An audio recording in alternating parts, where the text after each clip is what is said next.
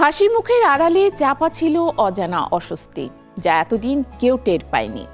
জেরিন খানের জীবনেও ঠিক তেমনই এক মোড় আসে সাহসী দৃশ্যের পর। প্রতিশ্রুতি ছিল একরকম, কিন্তু বাস্তব ছিল ভিন্ন। কি এমন ঘটেছিল সেটে যা বদলে দিল পুরো যাত্রা?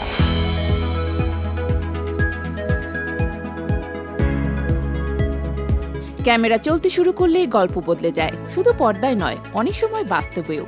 আলো, মেকআপ আর গ্ল্যামারের আড়ালে যে অস্বস্তিকর সত্য লুকিয়ে থাকে, সেটাই এবার সামনে আনলেন বলিউড অভিনেত্রী জেরিন খান।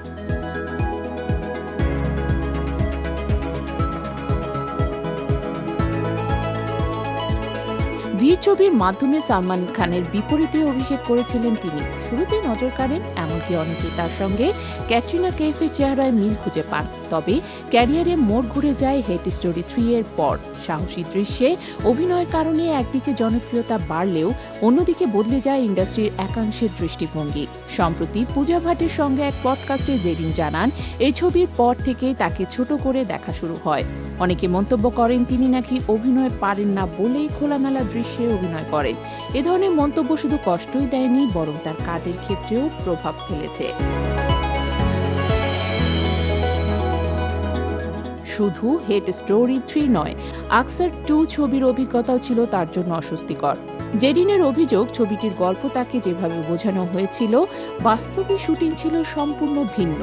আমাকে বলা হয়েছিল একটি সাধারণ থ্রিলার, কিন্তু সেটে গিয়ে দেখি প্রায় প্রতিটি দৃশ্যেই চুম্বন আর খোলামেলা উপস্থিতি রাখতে হচ্ছে, বলেছেন তিনি।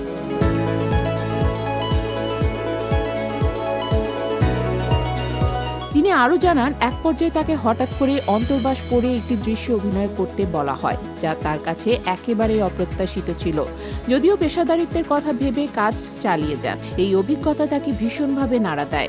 এমনকি ছবির বিশেষ প্রদর্শনীতেও তাকে আমন্ত্রণ জানানো হয়নি, যা তার জন্য আরও হতাশাজনক ছিল।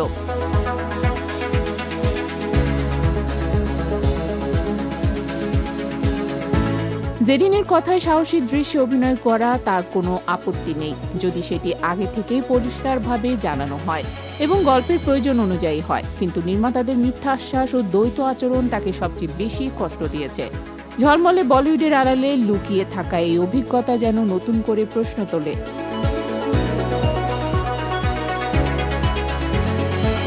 একজন অভিনেত্রীর জন্য প্রতিভা বড় নাকি তার ইমেজ? আর সেই প্রশ্নের মাঝেই নিজের সত্যটা তুলে ধরে জেরিন যেন মনে করিয়ে দিলেন, সম্মান আর স্বচ্ছতায় একজন শিল্পীর সবচেয়ে বড় প্রাপ্য।